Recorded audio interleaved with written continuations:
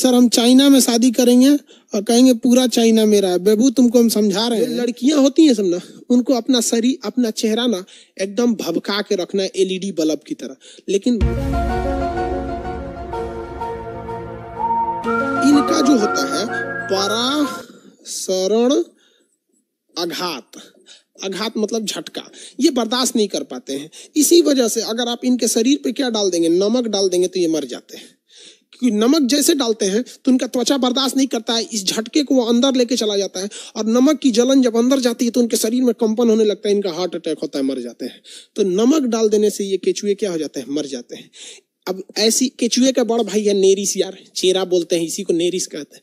जोंक तो लीच होता है, उंगली बराबर होता है। केचुआ पतला और लंबा होता है, जोंक मोटा और छोटा होता है। उंगली बराबर होते हैं सब जोंक। सीबीएसई वाला लीच समझता है सबकी नहीं, जोंक ये सब तो हिंदी मीडियम वालों को कटले है सब। हम लोग तो बंसी में चारा फंसा फंसा के मछली मारे हैं। देहात में मछली कौन सी मिलती थी, गरई मछली, कोनो काम की नहीं, मार के लाओ। बचपना बहुत अच्छा था, खामा खा में बड़े हो गए लोग, जिंदगी जिम्मेदारी हो गई। जिंदगी तो वो थी जो बचपन में था, अब तो सोच रहा है जिंदगी जिम्मेदारी हो रही है, जी कहाँ रहे हैं, धकिया रहे हैं। चलिए देखते हैं आगे। अरे भैया ये कौन सी बता रहे हैं, जोंक नमक से क्यों मर जाता है? माने अब हम ये चाइनीज भाषा में लिखे हैं क्या? भैया ये नियम सब पे लगेगा, जोंक पे भी लगेगा, नेरिस पे भी लगेगा, केचुआ पे भी लगेगा, चेरा पे भी लगेगा, सब होता है। किसान का मित्र कहा जाता है केचुआ को, क्योंकि जमीन को भुरभुरा बना देते हैं, जिससे ऑक्सीजन और नाइट्रोजन आराम से अंदर तक चले जाते हैं सब। नहीं तो इस नाइट्रोजन ऑक्सीजन नहीं जा पाते सब, तो नाइट्रोजन के लिए यूरिया छिड़कना पड़ता।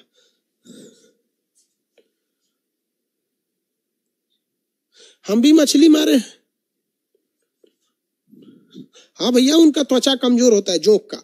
जोंक जो होते हैं ना एंटीसेप्टिक होते हैं सब, वो अपने मुंह से कुछ एंटीसेप्टिक छिड़कते हैं, जिस वजह से आपका वो जगह शून्य हो जाता है, और शून्य होकर वो शरीर के अंदर घुस जाते हैं, खून चूसने लगते हैं सब वहां पे। उससे जो खून चूसुआ होता है सब जोंक, रक्त पिपासु कहा जाता है खून चूसुआ। तो जोंक कैसा होता है, खून चूसुआ होता है सब। तो इसके लिए एक इलाज भी होता है। जो लड़कियां होती हैं सब ना, उनको अपना शरीर अपना चेहरा ना एकदम भभका के रखना है एलईडी बल्ब की तरह, लेकिन कभी कभी भगवान उनसे नाइंसाफी कर देता है, पिंपल्स निकाल देता है। और कुछ कुछ महिलाओं को तो पिंपल्स कटहल की तरह निकल जाता है, समझे में नहीं आता उनका चेहरा है या कटहल है। तो उसके लिए हम लोग एनिलीडा का यूज करेंगे, जोंक का। उसे लीच थेरेपी कहा जाता है। क्या किया जाता है कि कटोरा में जोंक ले आते हैं सब, मुंह पे उतार देते हैं सब। जोंकवा जो होता है ना, पिंपल्सवा को देखता है तो हवा हवा खा जाता है, हवा के समझते हैं भूखाइले रहता है, हड़हड़ा के खा जाता है, पूरा मवाद वगैरह पी जाता है, खून चूस के पी जाता है, कहता है हाँ कितना टेस्टी है। मतलब पिंपल्स वगैरह में पकल पकल मवाद रहता है, पी जाता है। और इनकी खासियत क्या होती है, इन जोंक का थूक लार्वा जहां लगेगा वो एंटीसेप्टिक का काम करते हैं, फिर वहां कुछ नहीं होता है।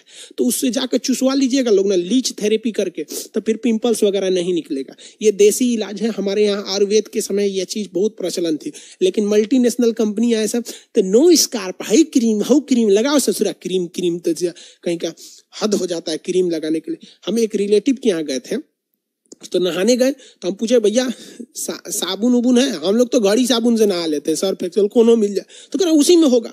अरे जो साबुन के लिए वहां 5-6 गो चीज था, समझे में नहीं आ रहा था ये है कौन चीज। कोनो फेस वॉश, कोनो हैंड वॉश, कोनो बॉडी वॉश, कोनो शैम्पू, कोनो कंडीशनर, मैंने दुकान लगा दिया था दूसरा बाथरूम को। वो हमको पढ़ पढ़ के नहाना पड़ा। ऐसे चुरा इन्ने का उन्ने लगा देंगे, कहीं यहीं में कोनो हार्पिक होगा तो दहिए पे फेंक लेंगे, ये सब कांड करता है।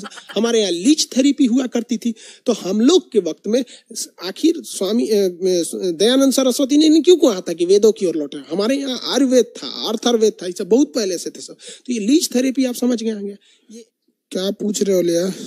एगो परेशान है संजीव कुमार की, सर हम चाइना में शादी करेंगे और कहेंगे पूरा चाइना मेरा है। बेबू तुमको हम समझा रहे हैं, तोरा नौकरी नहीं होगा ना तो तोरा इंडिया में शादी ना होगा, तो चाइना के तो सपने छोड़ दे।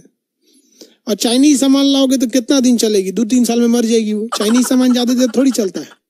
चाइना में शादी करेंगे, तोरा गाँव में हो जाए बहुत है, बेरोजगार से आजकल ब्याह हो रहा है नहीं ना।